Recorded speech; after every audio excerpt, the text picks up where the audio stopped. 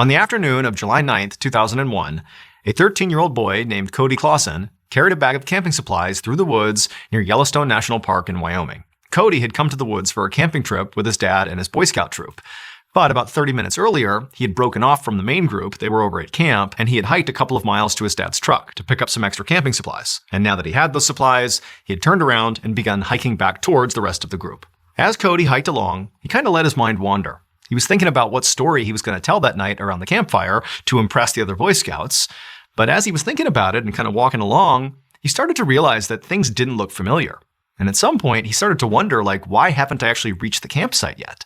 And at that point, he stopped, he didn't panic, and he just kind of looked around and realized that he actually had left the path. He was not even in an area that he had seen before. And so being a Boy Scout, he kind of stayed calm and he just turned around and decided he would retrace his steps back to his dad's truck and start again. He would obviously be very late back to camp, but at least he'd come back in one piece. But as he retraced his steps, he really didn't know where he had come from, because again, he had sort of left the trail because his mind was wandering. And so before long, Cody realized he was totally lost, and he started to panic. Hours passed by as Cody frantically walked around the woods, calling out for help, but not hearing anybody calling back to him.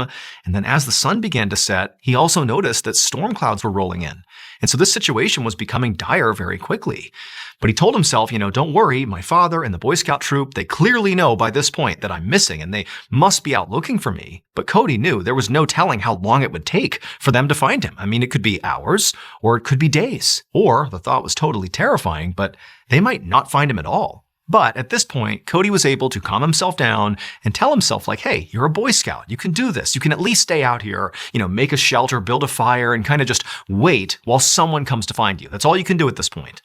And so he had his bag of supplies with him, and so he took it off and he dumped the contents out, and quickly he realized the contents of this bag were not going to help him. Certainly not going to help him build a fire or shelter. But worse than that was there also wasn't any food, and he barely had any water.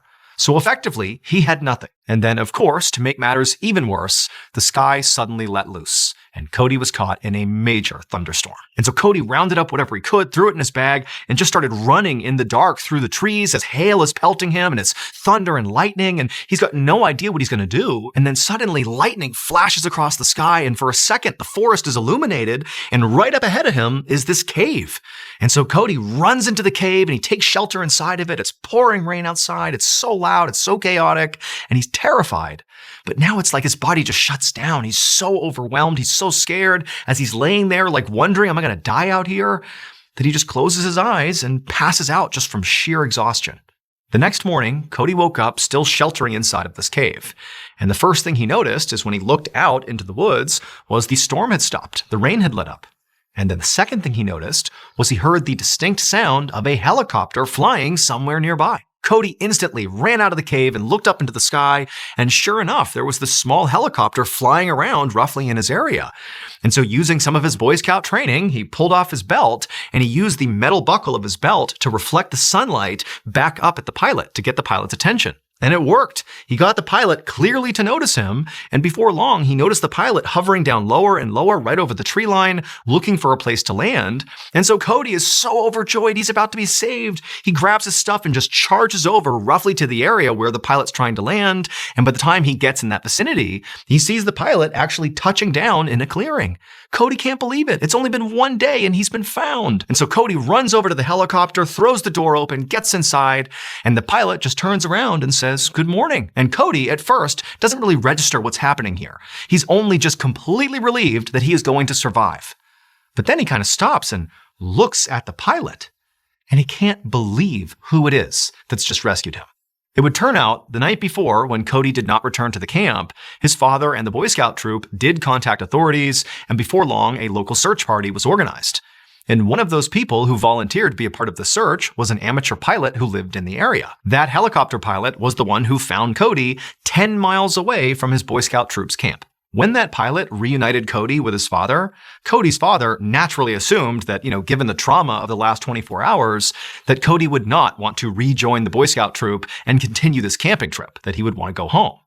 But instead, Cody said, no, I want to go back to the Boy Scout troop. I want to sit there and tell them what happened to me, because now I have a campfire story that they are not going to believe. Cody had trekked 10 miles through the wilderness all alone, spent the night with bears out in a cave somewhere in the middle of a storm, and then ultimately got rescued by this amateur helicopter pilot who happened to be, at the time, one of the most famous people in the world. The amateur pilot was the actor who had played Han Solo in Star Wars, he was Indiana Jones, and had starred in several other major blockbuster movies.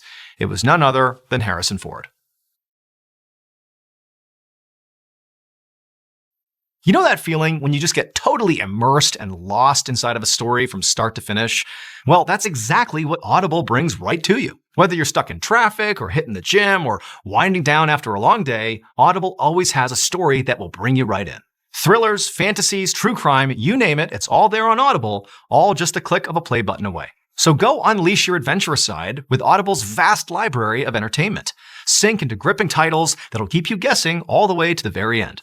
Also, you can discover exclusive Audible originals that you can't find anywhere else, and be the first to experience exciting new releases from your favorite authors. And if you're looking for a recommendation, maybe check out MrBallen Presents The Graphic Stories. I hear that's a pretty good graphic novel, and they do have a really amazing audiobook. Check that one out. Discover stories that will keep you on the edge of your seat. Your next great adventure awaits with Audible. Start listening today when you sign up for a free 30-day trial at audible.com/MrBallen. Okay, back to the story. In September of 1954, a 14-year-old boy named Rich shuffled his way down the hallway of a children's hospital in England. He coughed and wheezed as he slowly walked down the hall next to other sick kids as they made their way towards the hospital's classroom. Now, Rich didn't know what kind of lesson he and the other kids were going to get today, but frankly, he didn't care. Anything was better than just sitting in his hospital room, bored out of his mind. So Rich was in the hospital because he was suffering from tuberculosis, which is an infectious lung disease. And over the past 10 weeks, he'd been bouncing around to different hospitals, and in fact, his condition was still so bad that this hospital had informed his parents that Rich might need to stay in the hospital for another 2 years. And as awful as this sounded to Rich, this actually was not the first time something like this had happened to him. When he was 6 years old, his appendix burst, and then he contracted an infection that left him in a coma for several weeks. And then when he came out of the coma, he had to recover in a hospital for nearly a year. And all this time in hospitals had really impacted Rich's life, in particular in terms of how far behind he had fallen in school. And because his family was not a well-off family, they couldn't afford to hire a tutor to kind of keep Rich up to speed.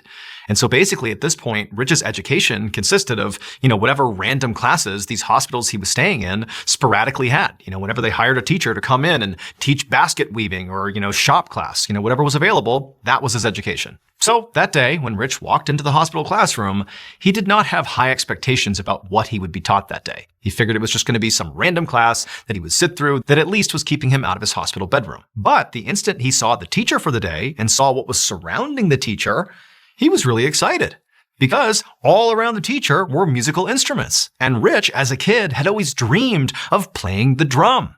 He had seen one day in a Windows shop a drum set, and he had wanted it so badly, but his family didn't have the money to pay for it, so he had never had a chance to do it. But now it seemed like Rich was finally going to get his chance. And so when the teacher began handing out the instruments to the kids, Rich demanded that he get the drum set. He would not play anything else. And the teacher was like, okay. And so he was given the drum. And then that day, the teacher led the class, through a couple of basic songs, and Rich played the drum, and he and everybody else were objectively terrible, like the music was awful. But by the end of the class, Rich was totally revitalized here.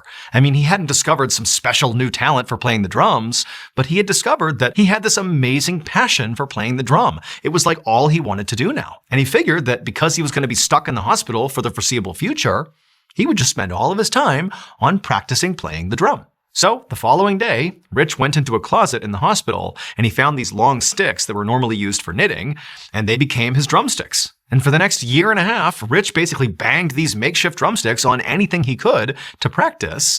And then also every few weeks, when the music teacher came back to the hospital, Rich would go to those classes and he would try to learn as much as he possibly could from the teacher. And that was basically his whole life, was those classes and banging on everything he could. Finally, in 1955, when Rich was 16 years old, he was released from the hospital. He was finally cured from tuberculosis. However, despite having his health back, it isn't like his life suddenly got a whole lot easier. It isn't like, he left the hospital and, magically became this amazing drummer and that was his life. Instead, his family was really struggling financially. And so Rich couldn't go back to school. He basically had to get a job in a factory and work full time just to help support his family. And for Rich, he felt like that was the right thing to do. He didn't resent his family. This is what his life was. And what he did is he found joy, while he was working in grabbing makeshift drumsticks and just banging on stuff any chance he could. And he figured that that would be his life. He would just work and, find joy in drumming whenever he could. But Rich's outlook on life changed dramatically on Christmas of 1956, so a year after he'd left the hospital. Because on that Christmas, Rich's stepfather had secretly saved up all this extra money by working all these extra shifts and doing whatever he could to finally buy Rich his own drum set. To this point, Rich had not been able to have his own drum set. Everything was makeshift. And so that Christmas, he gets this drum kit, and Rich is like, this is the best gift I've ever been given. And he began practicing even more. And pretty quickly, he began playing with local bands every time he had time off. And before long, he became known as like a guy in town who was like one of the best drummers. And then shortly after that, right as Rich is kind of hitting his stride, being this kind of local celebrity, this local, very popular band fired their drummer. And so it made perfect sense that they approached Rich and said, hey, will you join our band? And Rich said, let's do it. By this point, Rich had become known by his stage name, Ringo Starr, and that band that recruited him was the Beatles. Around 11 a.m. on Sunday, October 20th, 1991, a 31-year-old man named Will woke up next to his wife in their home in Oakland, California. And the first thing Will noticed as soon as he was awake was the smell of smoke. Will got out of his bed and went to the window, and when he looked out, he could see there was this big plume of smoke coming from what looked like right outside of his neighborhood. And since he lived in California, where wildfires were unfortunately a common reality, he thought that's got to be a wildfire. So Will called 911 to report it, but the dispatcher told him that yes, that is a wildfire. It's on a mountainside, about 600 feet away from Will's house in his neighborhood. But they said the fire department was already all over it, and the smoke he was seeing was simply the leftover, after the fire had been put out. So no real threat here. And so after hearing this, Will's mind was put at ease. He thanked the dispatcher and hung up, and then he went about his normal morning routine. And as he brushed his teeth and took a shower, his mind began to wander towards work. So Will was a software developer, and he was in the middle of working on this video game about ants, like the insects, and how they go about building their homes. And Will was really excited about this game. But as Will left the bathroom and happened to look out the window that he looked out before and saw that plume of smoke out on the mountainside, any thoughts of his video game immediately vanished. Because now he was looking out and he saw this huge cloud of smoke that, in addition to being much bigger, there was also obvious flames licking up. Like clearly the fire is not extinguished, and worse, it appeared the fire was moving in the direction of his neighborhood and pretty quickly. And so Will immediately grabs the phone and he calls 911 again, and he reports that, hey, I'm seeing a fire here. And he could tell just from the dispatcher's voice that they were kind of surprised. They felt like the fire was under control. Like, what are you talking about? And so Will realized, based on this response, I can't afford to wait for help. I mean, it's unclear if they even know what's going on here, and this fire appears to be moving right towards me. And so after hanging up with the dispatcher, Will knew he had to act. And so Will runs to his wife, who by this point, she's looking out the window too. She's terrified. And they're like, what are we going to do here? And they decide, we just got to evacuate. By this point, the fire is literally coming right towards them. The smoke is beginning to overwhelm them. And so they just grabbed a couple of bare necessities. They charged out of their house and they're looking down the street. And again, the smoke by this point is kind of, making it hard to see, but they can see other neighbors are frantically getting in their cars to evacuate as well. And Will and his wife, they're about to speed off when they remember their neighbors had gone away for the weekend and they had left their old parents to look after their 2-year-old kid, and they didn't have a car. And so Will's like, oh my gosh, he runs next door, he pounds on the door, and the grandparents, they come out and they're scared as well. They have the 2-year-old, and Will's like, come on. They grabbed a couple of necessities, they hopped in Will's car, and before long, all of them were peeling down the road, evacuating. 1 week later, Will returned to his neighborhood, this time in the passenger seat of a police cruiser, because you needed an official escort to be able to go into this area because of how dangerous it was. There was debris everywhere. When the police officer stopped in front of Will's address and Will got out, he looked at where his house used to be, and it was just gone. Like every other house in his neighborhood, it was completely leveled by this fire. That fire burned for 4 days, destroyed thousands of homes, including basically Will's entire neighborhood, and it killed 25 people. Will walked towards the rubble that used to be his home, and as he stood there surveying the area, he was hit with this epiphany. He didn't really care that he had lost all of his things, like everything he owned basically had been destroyed by this fire, but he just didn't care. Instead, all he cared about and all he was grateful for was his family. Like, they had survived, they'd escaped the fire. That's what mattered. And so as he's standing there, sort of a little bit numb to what's happened here, he looked down and he saw ants. Now remember, he was developing this video game about ants, and so had done tons of research about ants. And he saw these ants that definitely were destroyed by this fire as much as the people were. I mean, their colonies were all burnt up and destroyed as well. But he saw these ants, and what they were doing was gathering supplies and rebuilding, brick by brick. That's what they were doing. That's what ants do. They simply go forward and rebuild, no matter the tragedy. And this gave Will an idea. 9 years later, Will finally released his video game. But it was not the game he had been developing, the one about ants. Instead, it was inspired by the ants he saw marching through the rubble after this horrible fire. In this game he made, you could create characters like avatars who could live entire digital lives, complete with homes and neighbors and spouses and kids and friends, like it really was an actual universe in this game. But this game is not set in a perfect fantasy world. Instead, the universe that these characters live inside of is meant to mimic the real world that we live in, where tragedies can strike, and often do, sort of unpredictably. Death, destruction, wildfires, you name it, that's just kind of part of living in this world. And so in this game, characters periodically would just have horrible things happen to them, and they would have to rebuild, just like the ants had to rebuild, and just like Will and his family and everybody else affected by that fire. You just have to move forward and rebuild. Will's game wound up being a massive success, selling tens of millions of copies worldwide, and today hundreds of thousands, maybe even millions of people still play it. Will's full name was Will Wright, and the game he created was The Sims.